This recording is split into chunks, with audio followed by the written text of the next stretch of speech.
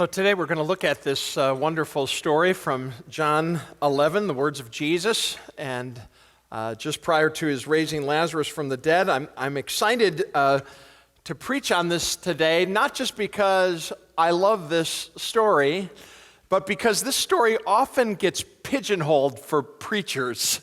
And what I mean by that is I actually have preached on this text many, many times before. But I think almost always it's been at a funeral. And that's not bad, of course. I mean, you cannot get any better word for a funeral than this promise of Jesus. I am the resurrection and the life. He who believes in me will live even though he dies. And whoever lives and believes in me will never die. It's awesome. The problem is when you preach at a funeral, you really have one purpose only, and that's to comfort people. People don't come to a funeral to learn anything. It's not a time for teaching. It's a time for comfort and for reassurance. And so because we use this story as a comfort text, we so easily can forget that it also has quite a bit to teach us. And that's why the focal point of my message today is not going to be Jesus' great promise from verses 25 and 26 that he's the resurrection and the life, although that is incredibly important. What I want to focus us on today is what we can learn from the other people in the story, from Mary and Martha and all of their friends.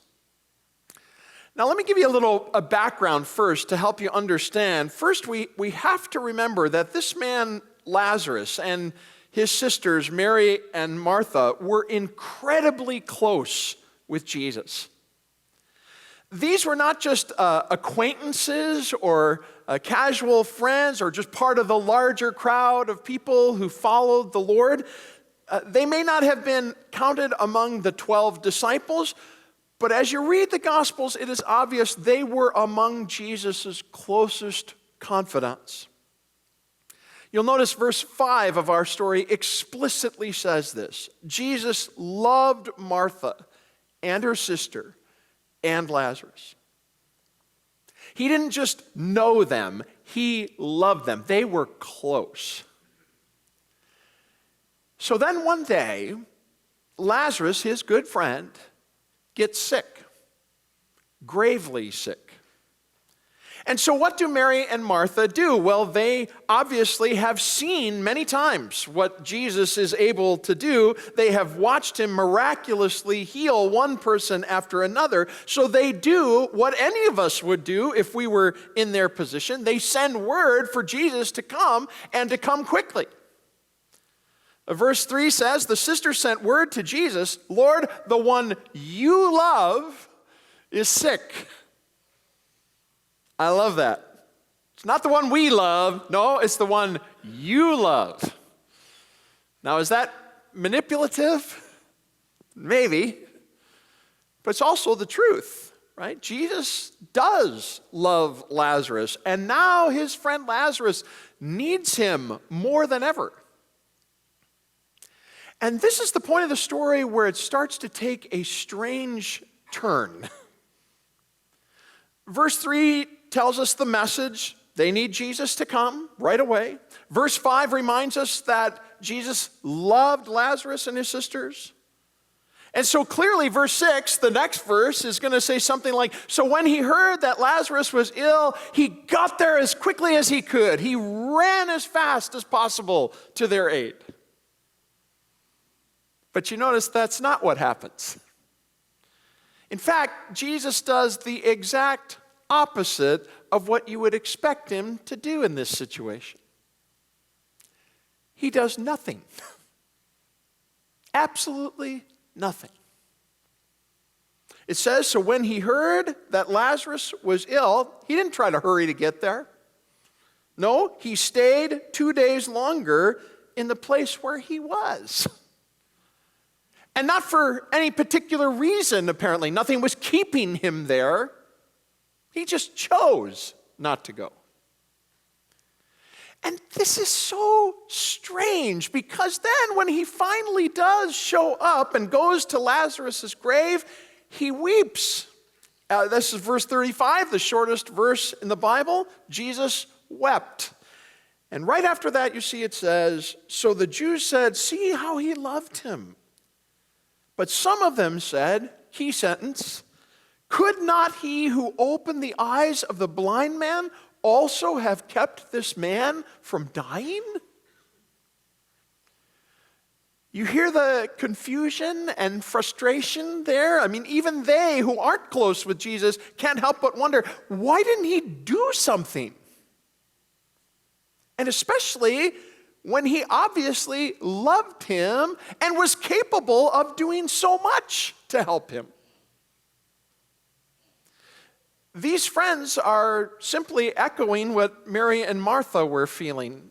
Verse 32 says, painful words. So when Mary came to where Jesus was and saw him, she fell at his feet, saying to him, Lord, if you had been here, my brother would not have died. Whew. That's a tough statement.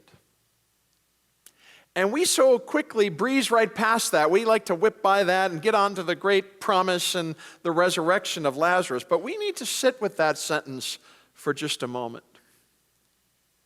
Because this is where we often live. There is a lot of hurt and anger and frustration in her words.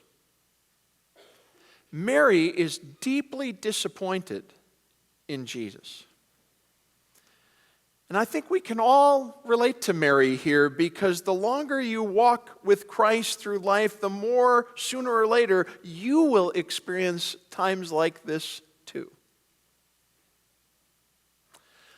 I have seen stuff like this happen quite a bit as a pastor, and it can be destructive to people's lives. I've seen it happen many times when people of the church lose loved ones who are near and dear to them like this. It's interesting to watch. Some people go through the grief experience and it's hard, but they move on. Other people experience the death of someone they love and they never come back to church again.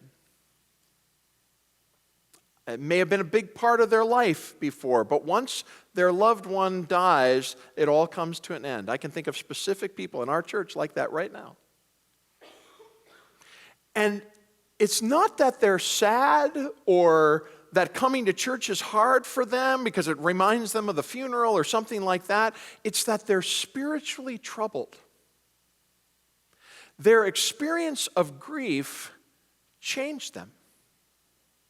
Specifically, it changed their relationship with God, and now, because of that, they don't want anything to do with God anymore.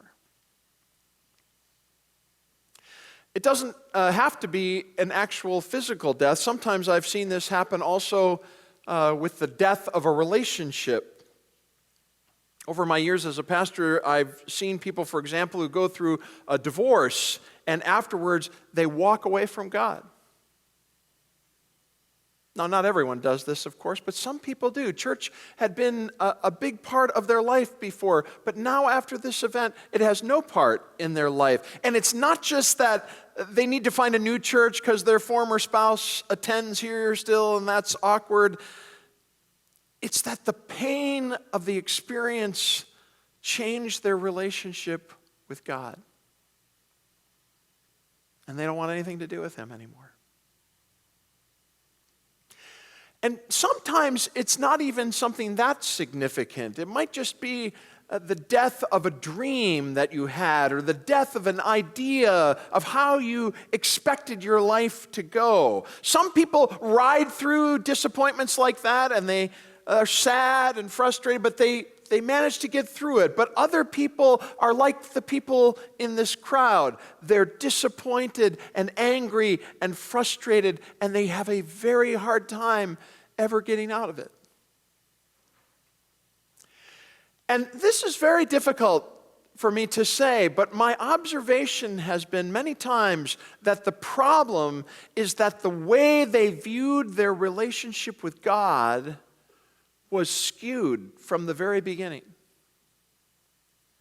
They maybe didn't even realize it, but their relationship with God was based on a sense of entitlement. And so in their heart of hearts, they believe that God owes them something. When Martha and Mary send word to Jesus and they say, Lord, the one you love is ill, understand they are not just saying, FYI, just wanted you to know. No, there's an expectation there in those words. Lord, the one you love is ill, and therefore you should do something about it. And specifically, you should do what I think you should do about it. You should come here as fast as you can and heal him. And you see, this is the problem. Most of us are just like Mary. We want a relationship with God, but we want it on our terms. What we really want is a quid pro quo relationship with Jesus. And so we say in our hearts, here's the deal, Jesus. I will try to live morally and live by your rules. I will go to church. I will give my offerings. I will pray. I will serve. I will read the Bible. And in return, I expect you to do a few things for me. Now, of course, I know I can't expect to have a perfect life. I'm not even going to ask you to make it sunshine and rainbows every day. But certainly, I can expect that you will not allow any terrible tragedies to happen in my life.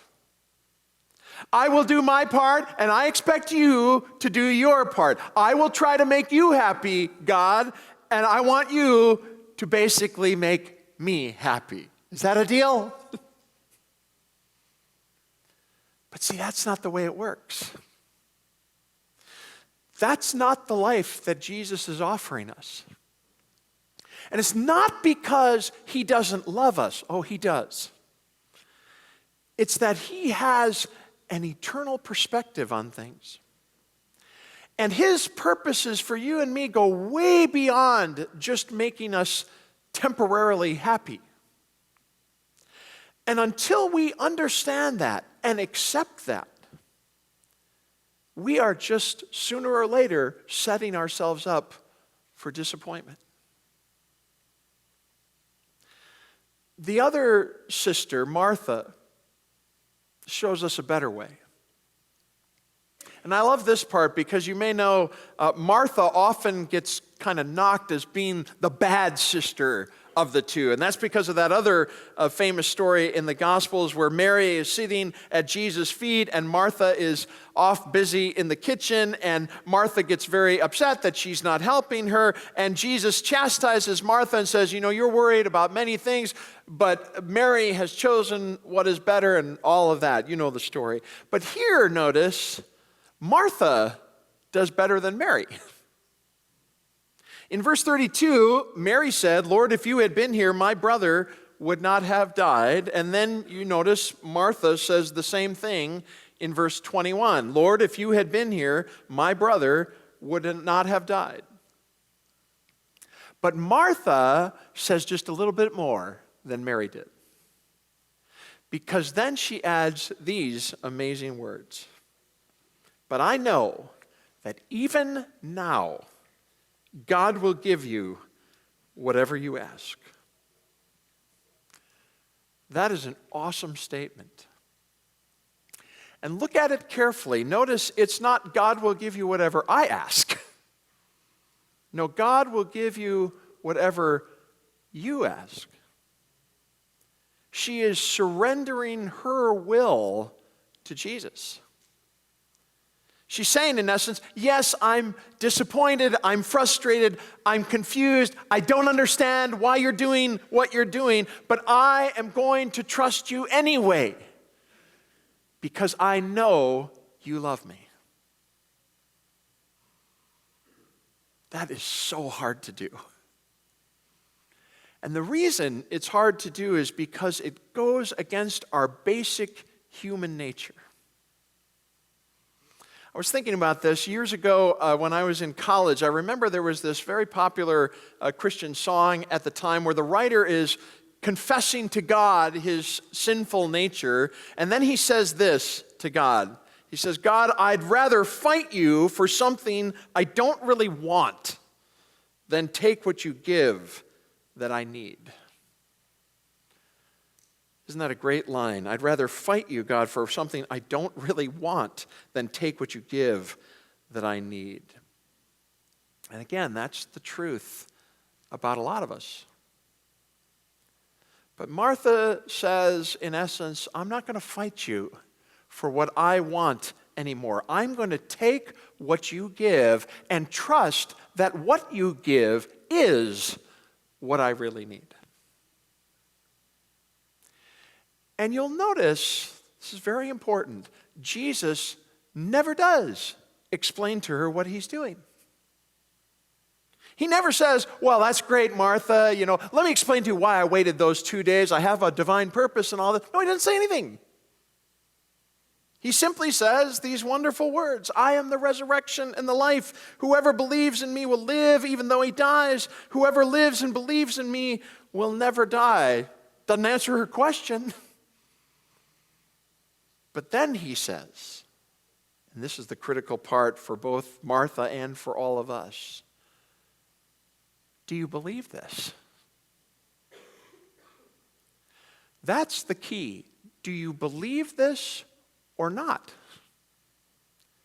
Because if you don't believe it, then no amount of explanation is going to change what you think of Jesus anyway. Because the bottom line is you will always want to relate to Jesus on your terms and not his. You want to be in charge. You want him to submit to your will. But if you believe him, then you can trust the one that you believe in, and you won't need to have everything explained to you. And that's the question we all need to wrestle with in those times when God disappoints us. Whether it's from the death of someone we love or the death of a dream or something else. Do we believe Jesus or don't we? Do we believe him when he says he is always working for our good or not? Has he ever done anything that might lead us to say that maybe what we observe to be true isn't necessarily all that is true? These are kind of foolish questions to ask a few weeks after Easter, aren't they? I often think about this. If there was ever a day to be disappointed with God, it surely must have been Good Friday. I mean, think about what that day was like for these people. It doesn't say anything about it in the Bible, but I can't help but wonder if Martha or Mary or Lazarus had these same feelings come up on that day. I wonder if they shook their fists at heaven as they watched Jesus die on the cross and say, God, if you had only been here, my Lord would not have died.